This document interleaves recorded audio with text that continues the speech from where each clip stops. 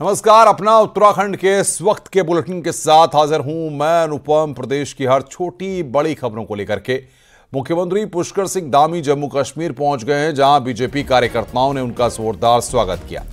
CM Dhami Jammu Kashmir में BJP उम्मीदवार के लिए प्रचार करेंगे। बनी में बीजेपी उम्मीदवार जीवन लाल के समर्थन में चुनाव प्रचार करेंगे। इसके बाद सीएम मछेड़ी में बीजेपी प्रत्याशी के पक्ष में जनसभा करेंगे और लोगों से बीजेपी के पक्ष में वोट की अपील करेंगे। तो जम्मू कश्मीर के दौरे पर हैं उत्तराखंड के मुख्यमंत्री पुष्कर सिंह धामी। बीजेपी प्रत्याशियों के लिए प्रचार करेंगे। जम्मू कश्मीर के दौरे पर सीएम धामी वहां पर पहुंचे हैं। जम्मू कश्मीर के दौरे पर यह तस्वीर हम आपको दिखा रहे हैं। बनी और मछेड़ी में चुनाव प्रचार करेंगे।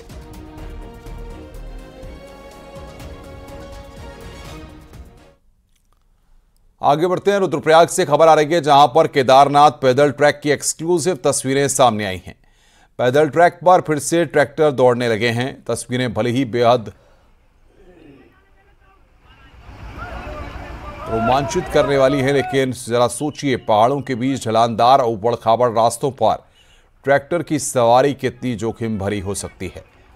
वैसे तो पहले भी कई बार केदारनाथ पैदल रास्ते पर ट्रैक्टर चलते दिखे हैं, लेकिन इस बार ये तस्वीरें इसलिए परेशान करने वाली हैं क्योंकि जुलाई में आपदा के चलते पैदल रास्ते जगह जगह टूट गए थे। फिलहाल पैदल मार्ग को आने जाने के लिए तैयार किया गया है और लोगों के साथ साथ घोड़े खच्चरों की आवाजाही हो रही है। लेकिन अचानक ही इस पैदल रास्ते पर ट्रैक्टर चलने लगे तो उसे देखकर हर कोई हैरान है।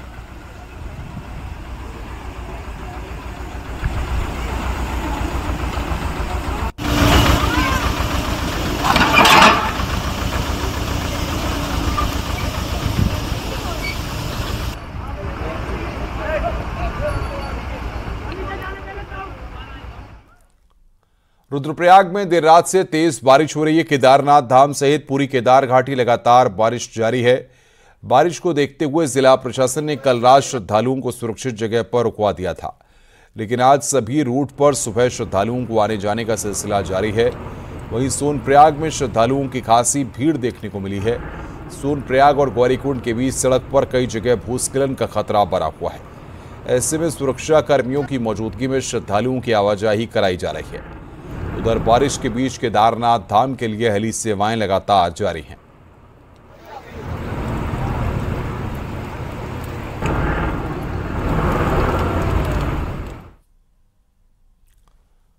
चमोली में कल देर रात से रुक रुक कर बारिश जारी है, जिससे एक बार फिर से लोगों की मुश्किलें बढ़ गई हैं। लगातार हो रही बारिश से जहां एक और यात्रा पर प्रभाव पड़ा है, तो वहीं कर्णप्रयाग गौचर के बीच चटवा पीपल मुसीबत बन गया है। यहाँ लगातार पहाड़ी से मलबा गिरने का सिलसिला जारी है। इससे सीमावर्ती आने वाले यात्रियों को भी परेशानी हो रही है। हालांकि प्रशासन ने नेशनल हाईवे से यातायात को डाइवर्ट कर दिया है।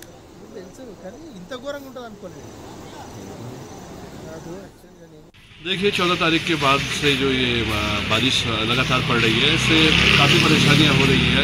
इसके बाद से चटवा पीपल से ऊपर अभी गाड़ियों की आवाजाही उस हिसाब से नहीं हो रही है, और जो सीमांत क्षेत्रों में जो राशन है और अन्य सामान है वो नहीं पहुंच पाते। मौसम खराब होने से फिर थोड़ा सा दिक्कत आ रही है यात्रियों को आने में, और ऊँचे पहाड़ियों में बर्फबारी हो गई है, इससे ठंड भी कुछ ज़्यादा बढ़ गई है।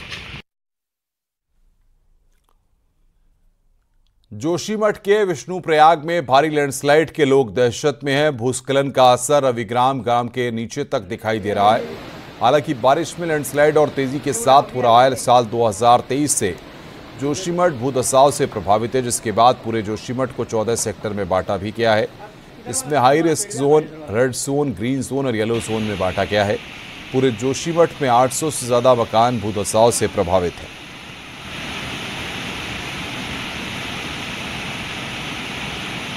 चार दिनों से जोशीमठ के ठीक नीचे विष्णुप्रयाग के सामने होलीगंगा पर बड़ा भूस्खलन हो रहा है, और ये भूस्खलन के कारण बहुत सारे लगभग तकरीबन 15 से 20 पेड़ नदी में समा चुके हैं अभी तक, और आगे भी इसके बढ़ने की पूरी आशंका है, क्योंकि ये जो ज़मीन है वो लगातार नीचे की ओर बहती जा रही है। और विष्णुप्रयाग से मारवाड़ी पुल के बीच में ऐसे कम से कम 8 से 10 स्थान हैं जहां भूस्खलन लगातार होता रहा है।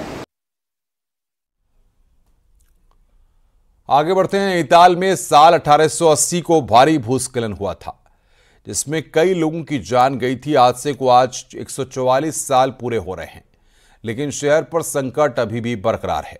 देखिए रिपोर्ट।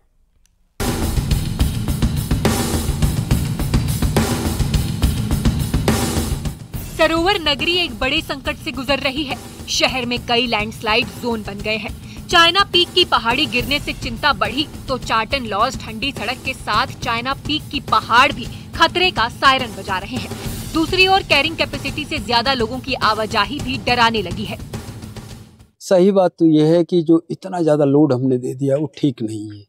और दूसरी बात, जो ड्रेनेज सिस्टम हमने डेवलप किया है वो ठीक, ड्रेनेज सिस्टम परफेक्ट है ही नहीं। अगर आप देखें जितने ब्रिटिश टाइम में जो जितनी 68 नंबर की ड्रेनेज हैं, अगर आप देखें दोनों तरफ, चाइना पीक की तरफ भी देखें, शेरवुड की तरफ देखें या उधर बिरला की हिल की तरफ देखें, वो ड्रेनेज सिस्टम कितना परफेक्ट है। उस तरह का ड्रेनेज सिस्टम फिर दोबारा बनाने की ज़रूरत है, और जो कुछ है एग्जिस्टिंग बना हुआ है उसको रिपेयर करने की ज़रूरत है। नैनीताल शहर ने कई उतार चढ़ाव देखे हैं। साल 1867 में भूकंप का झटका मिला तो साल 1880 में भारी भूस्खलन में 151 लोगों को अपनी जान तक गंवानी पड़ी, जिसके बाद शहर को सुरक्षित रखने के लिए अंग्रेजों ने 64 नालों का निर्माण किया, जो अब बर्बाद हो चुके हैं। वहीं ग्रीन जोन में मकान बनने से तबाही का खतरा और बढ़ रहा है। ऐसे में प्रशासन के सामने भी शहर को बचाने की चुनौती है। चाइना पीक है, चार्टन लॉज है, कृष्णापुर का क्षेत्र है, बलिया नाला, ठंडी सड़क, ये सभी क्षेत्रों में पिछले दिनों काफ़ी लैंडस्लाइड की घटनाएं सामने आई और काफ़ी कुछ एरियाज़ में पहले से डीपीआर इत्यादि का प्रिपरेशन हो गया, उसमें काम चल रहे हैं। बलिया नाला में काफ़ी तीव्र गति से काम चल रहा है। उसमें जो छूटे हुए एरिया हैं उनमें भी उनको भी टेकअप करा जा रहा है। बहरहाल 144 सालों बाद भी शहर संकट से नहीं उभर पाया। ऐसे में जरूरत है कि शहर के लोग खुद जागरूक हों और शहर को बचाने के लिए काम करें। न्यूज़ 18 के लिए नैनीताल से वीरेंद्र बिष्ट की रिपोर्ट।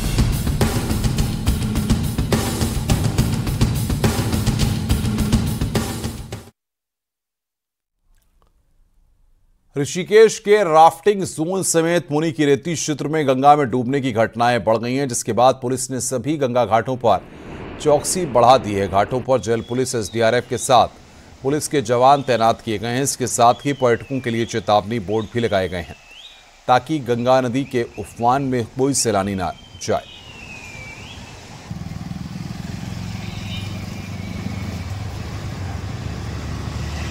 यहाँ पर जल पुलिस का और एसडीआरएफ का डिप्लॉयमेंट रहता है। उनको भी ड्यूटीज़ को मैंने चेक किया था, उनको और ज़्यादा अगर बढ़ाने की आवश्यकता है तो उसको किया जाएगा। बाकी जहाँ जहाँ प्रिवेंटिव हम कार्रवाई कर सकते हैं, चेतावनी के बोर्ड लगाने हैं या अनाउंसमेंट्स कराना है, उस दिशा में भी कार्रवाई की जाएगी। सत्यापन को आदि कैलाश यात्रा के लिए इनर लाइन पास जारी नहीं किए जाने से नाराज श्रद्धालुओं ने पिथौरागढ़ की धारचूला तहसील में जमकर हंगामा किया। श्रद्धालुओं का कहना है कि वे कई दिनों से धारचूला में रुके हुए हैं, लेकिन प्रशासन उन्हें आगे जाने की परमिशन नहीं दे रहा है, जिस कारण उन्हें खासी परेशानी उठानी पड़ रही है। प्रशासन के रुख से नाराज श्रद्धालुओं की पुलिस से तीखी नोकझोंक भी हुई। अपनी मांगों के लिए श्रद्धालुओं ने प्रदर्शन भी किया। दरअसल लिपुलेख रोड में आए दिन हो रहे लैंडस्लाइड को देखते हुए प्रशासन ने इनर लाइन पास जारी करने पर रोक लगाई है, जिस कारण फिलहाल यात्रा रुकी हुई है। नहीं पता कर रहे हैं आप लोग, और एक बात सुनिए भी खत्म हो रहा है, नहीं तो मैं इसके लिए किससे पता किया बताओ। अब यहाँ अब रोज बोला जा रहा है कि आज खुल जाएगा, कल खुल जाएगा, परसों खुल जाएगा। अब ऐसे करते मुझे चौथा दिन हो गया आज, और अब हम तहसील ऑफिस भी गए थे तो वो कह रहे हैं एसडीएम छुट्टी पे चले गए, लीव पे चले गए। अब ये नहीं पता कि लीव पे गए तो किसी को इंचार्ज बना के जाना चाहिए कि वो आके परमिशन दे। इस प्रकार कई दिन हमारे यहाँ यात्री रुके रहे, इस आस में कि आने वाले 2-3 दिन के बाद यात्रा स्टार्ट हो जाएगी, लेकिन कुछ यात्री चले गए हैं और लगभग यहाँ पर 100 से 150 यात्री यहाँ अभी भी फंसे हुए हैं। तो इस आस में है कि प्रशासन द्वारा परमिट जारी हो जाने पर वो यात्रा कर सकेंगे।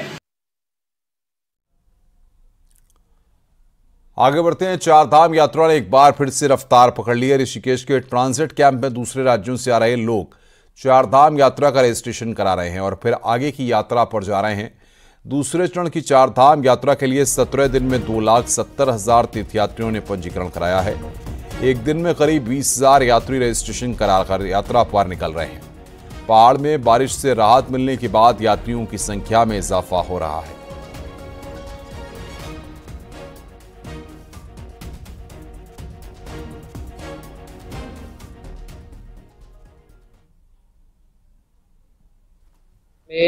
ऑनलाइन और फिजिकल काउंट दोनों में जो है तो संख्या में बढ़ोतरी देखने को मिल रही है। लगभग अभी तो रजिस्ट्रेशन के फिजिकल काउंटर की व्यवस्थाएं हमारे सब ठीक ठाक है और अभी यात्रा मार्ग फिलहाल इतने बाधित नहीं है, लगभग सभी खुले हैं।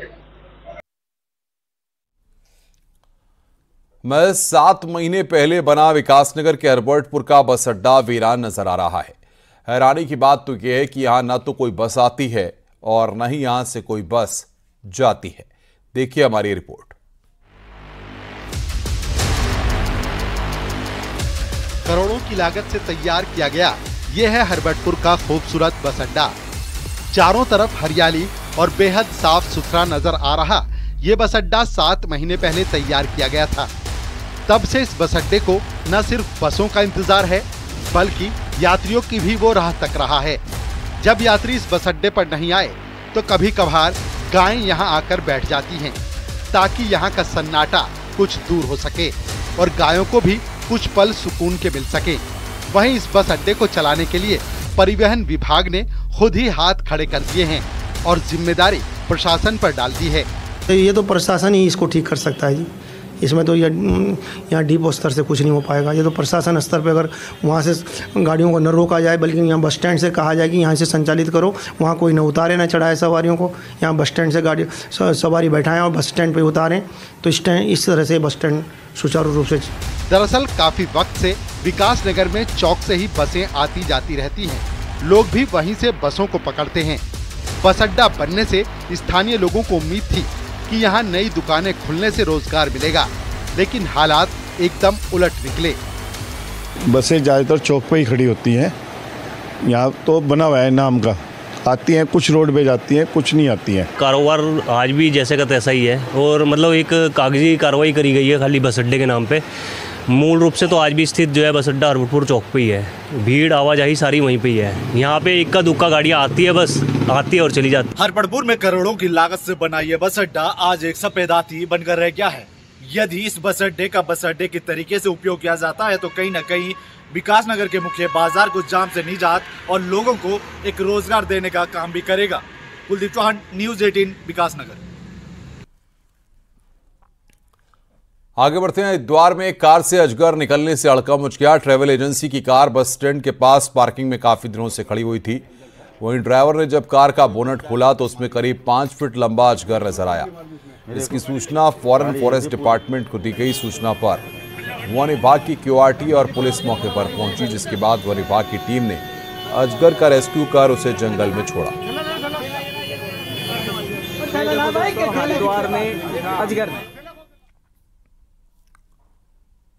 आगे बढ़ते हैं। अल्मोड़ा के रेस्क्यू सेंटर में कुमाऊं के पहाड़ी जिलों के बंदरों की नसबंदी की जा रही है, लेकिन हैरानी की बात यह है कि नसबंदी के बावजूद अल्मोड़ा में बंदरों की संख्या लगातार बढ़ती जा रही है। अब क्या है ये पूरा मामला, आइए इस रिपोर्ट के जरिए आपको दिखाते हैं।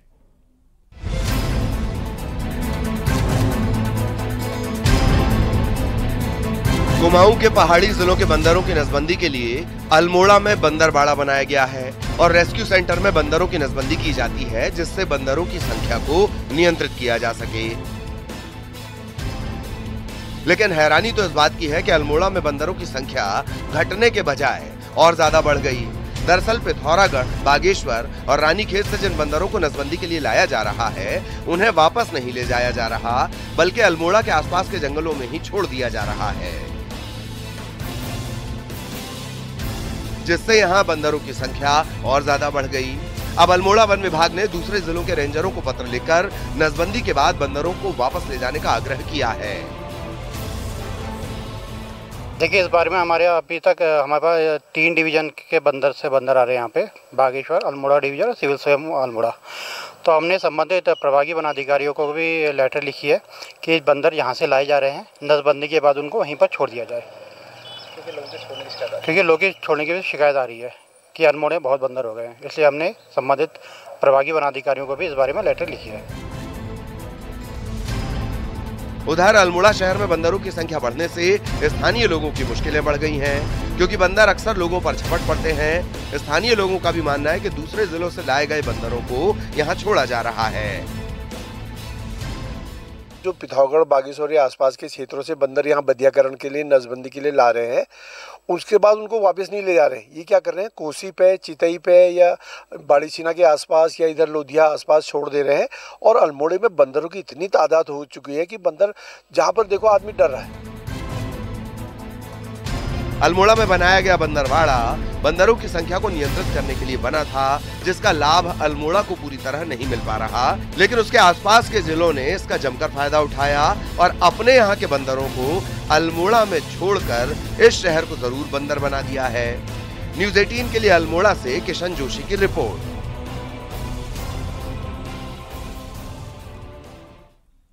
टिहरी बांध परियोजना में हिस्सेदारी को लेकर उत्तर प्रदेश और उत्तराखंड के बीच लंबे समय से चल रहा विवाद जल्द ही सुलझ सकता है और उत्तराखंड के पक्ष में बड़ा फैसला आ सकता है। उत्तराखंड की जमीन पर डैम होने के बाद भी यूपी लगातार इस पर अपना हक जताता रहा है और सुप्रीम कोर्ट में यह मामला चल रहा है। उत्तराखंड सरकार कई बार अपना पक्ष सुप्रीम कोर्ट में रख चुकी है और कई बार नोटिस देने के बाद भी यूपी सरकार की तरफ से कोई जवाब नहीं दिया जा रहा।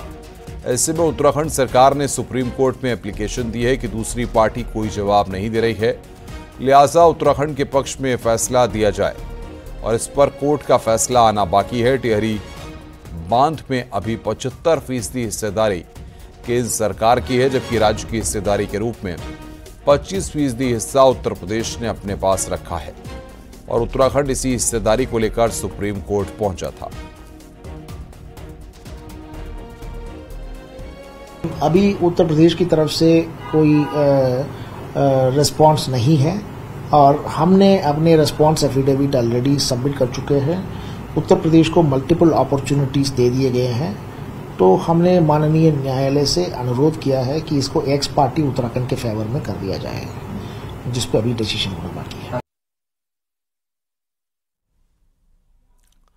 आगे बढ़ते हैं। अल्मोड़ा से अलग रानीखेत जिले की मांग 1954 से चली आ रही है, जिसके लिए कई आंदोलन भी हुए और चुनाव में नया जिला मुद्दा भी बनता है, लेकिन आज तक रानीखेत जिला अस्तित्व में नहीं आया।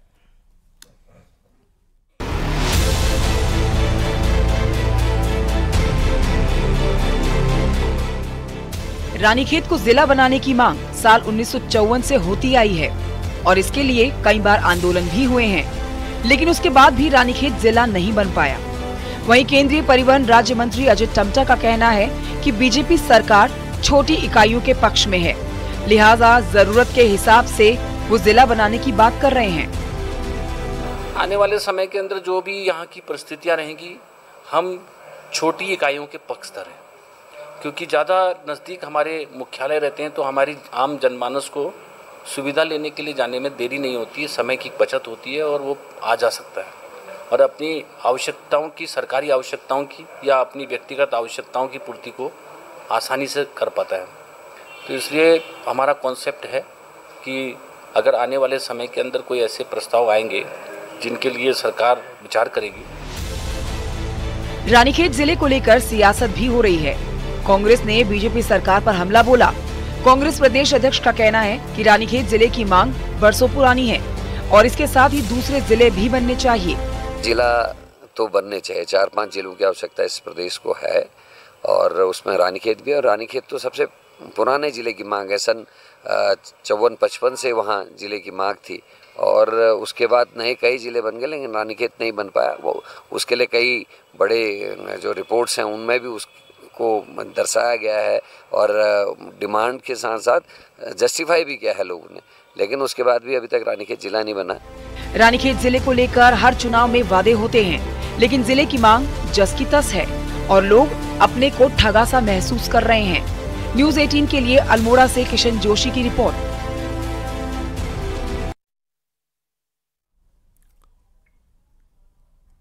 आगे बढ़ते हैं। विधानसभा अध्यक्ष और कोटद्वार के विधायक रितु खंडूरी ने बीते दिनों सीएम धामी से मुलाकात की थी, जिसमें कोटद्वार के मुद्दों को लेकर उनकी बातचीत हुई थी। इसमें कोटद्वार में कृषि भूमि को कॉमर्शियल न करने की भी बात हुई, साथ ही किसानों को पहले की तरह ही कृषि योजनाओं का लाभ यथावत रखने पर भी बातचीत की गई। साथ ही कोटद्वार के किसानों को पहले की तरह सभी कृषि योजनाओं का लाभ देने की मांग की गई है। इसके साथ ही कोटद्वार मेडिकल कॉलेज और केंद्रीय विद्यालय शुरू करने की भी कोशिश की जा रही है। हम नहीं चाहते, यहाँ के जो काश्तकार हैं वो नहीं चाहते हैं कि उनकी लैंड कमर्शियल कर दी जाए। तो मैं आदरणीय मुख्यमंत्री जी के पास ऐसा एक पत्र भी लेकर गई थी कि हमें अपने किसानों की चिंता करनी होगी और वो अगर नहीं चाहते हैं, वो खेती करना चाहते हैं तो उसको हमें इनकरेज करना होगा। तो उनके संज्ञान में भी मैं ये बात को लेकर आई थी। साथ ही साथ ज़िले की बात हुई, मेडिकल कॉलेज की यहाँ पर बात हुई, केंद्र विद्यालय की हमने बात की कि प्रयास ये रहेगा कि अगले सत्र में हम केंद्र विद्यालय की ये कक्षा यहाँ पर शुरू करें। 2017 और 2022 में कांग्रेस की चुनावी कैंपेन कांग्रेस नेता हरीश रावत ने संभाली। अब केदारनाथ उपचुनाव में अरदा चाहते हैं कि चुनावी कैंपेन गणेश गोदियाल को सौंपी जाए, पर क्या पार्टी ऐसा करेगी और कहीं केदारनाथ के नाम के साथ ये बहस 2027 के चुनाव तक तो नहीं पहुंचेगी? देखिए हमारी ये रिपोर्ट।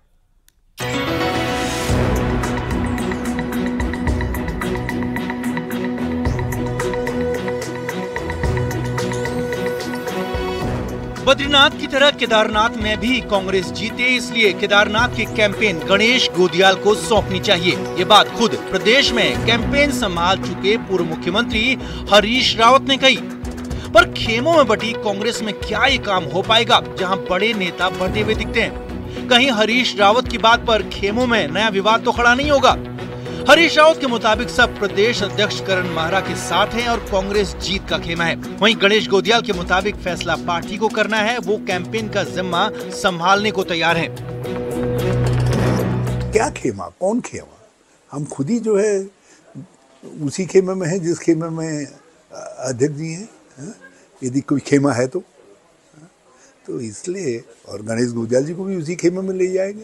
कांग्रेस का खेमा है, जीत का खेमा है। रावत जी ने अगर ये कहा है कि केदारनाथ में मुझे कैंपेन का काम देना चाहिए, तो चूंकि वो अनुभवी व्यक्ति हैं, वो प्रदेश के पूरे विधानसभाओं के मर्म को जानते हैं, तो उन्हें ये उपयोगी लगा होगा कि वहाँ पर मैं कैंपेन करूँगा तो पार्टी को उससे फ़ायदा होगा। इसलिए मैं समझता हूँ कि उन्होंने ये राय दी होगी कि मुझे वहाँ पर कैंपेन का काम दिया जाना चाहिए। और अगर पार्टी कैंपेन का काम वहाँ मुझे देती है तो मैं अपने पूरे मनोयोग से उस काम को करूँगा। हरीश रावत पिछले 2 विधानसभा चुनाव में कैंपेन कमेटी के चेयरमैन रहे, लेकिन कांग्रेस कमाल नहीं कर पाई। ऐसे में केदारनाथ के लिए गणेश गोदियाल का नाम आगे करके तैयारी 2027 की तो नहीं है, क्योंकि तब हरीश रावत 79 साल के होंगे तो गणेश गोदियाल 59 के। केदारनाथ का कैंपेन संभालना चाहिए और हम पर उनके विवेक पर ट्रस्ट करना चाहिए। लोगों ने उन पर विश्वास किया, उनसे प्यार किया है, उसका पार्टी को पूरा फायदा उठाना चाहिए। केदारनाथ चुनाव में अभी तारीख से लेकर उम्मीदवार का ऐलान होना बाकी है, लेकिन उससे पहले कांग्रेस की कैंपेन गणेश गोदियाल को सौंपने की बात करके पार्टी के सामने बड़ा सवाल खड़ा कर दिया है। देहरादून से न्यूज़ 18 के लिए दीपांकर भट्ट की रिपोर्ट।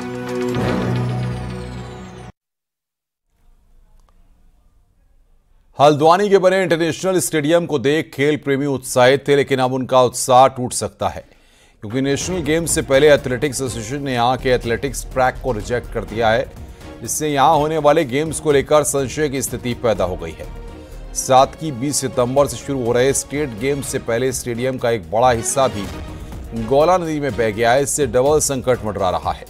हालांकि सरकार के लोगों का दावा है कि सब कुछ ठीक कर लिया जाएगा। उसके लिए एक जो अमाउंट आया था, उसमें जो जाल बनाए थे वो तो बह गए हैं, लेकिन उसकी दीर्घकालिक योजना के लिए करीब करीब 15 से 20 करोड़ की एक योजना और गई है। जल्दी ही वो स्वीकार हो जाएगी ताकि पुख्ता प्रबंध होंगे। जो ट्रैक को रिजेक्ट किया है वो मानकों के आधार पर यदि कम पाया गया या नहीं पाया गया तो उसको ठीक कर लेंगे, उसके लिए काफी वक्त है। लेकिन जो गेम होंगे बहुत अच्छे गेम होंगे। उत्तराखंड में अगले कुछ दिनों में स्टेट गेम्स होने हैं और उसके बाद उत्तराखंड को मेजबानी करनी है नेशनल गेम्स की। लेकिन इन गेम्स की मेजबानी से पहले उत्तराखंड पर एक बड़ा संकट मंडरा गया है, क्योंकि हल्द्वानी में मौजूद जो इंटरनेशनल स्टेडियम है, इंदिरा गांधी इंटरनेशनल स्टेडियम, उसके ठीक बाहर मैं मौजूद हूं और वो खतरे की जद में आ गया। हालात ऐसे हो गए हैं कि इस स्टेडियम का जो इस तरफ का हिस्सा है, मैं दिखाऊं, इसमें बाकायदा जो है पार्किंग की व्यवस्था की गई थी, क्योंकि जो दर्शक स्टेडियम के इस वाले हिस्से में बैठेंगे उनकी पार्किंग की व्यवस्था की गई थी। और ये जो रोड है ये पार्किंग के लिए बनाई गई थी, पार्किंग की अप्रोच रोड थी ये, लेकिन आप देखिए कि ये पूरी तरीके से इस नदी में समा चुकी है। और ये गौला नदी पिछले जो 3-4 दिनों में जो बारिश हुई है उससे इतना जबरदस्त कटान इस नदी में हुआ है। आप देखिए कितना तेज बहाव से नदी यहाँ आ रही है और नदी का सीधे जो कटाव हो रहा है वो स्टेडियम की तरफ हो रहा है। ये जो आप देख रहे हैं वो हिस्सा गौला नदी में समा चुका है। ऐसे में बड़ा सवाल यह है कि उत्तराखंड आखिर कैसे करेगा इन नेशनल गेम्स की मेजबानी, क्योंकि जो इंटरनेशनल स्टेडियम है वो अपने आप में खतरे की जद में आ चुका है। शैलेंद्र नेगी, न्यूज़ 18 हल्द्वानी। रुक रहे हैं यहां पर ब्रेक के लिए। खबरों का सिलसिला लगातार जारी है।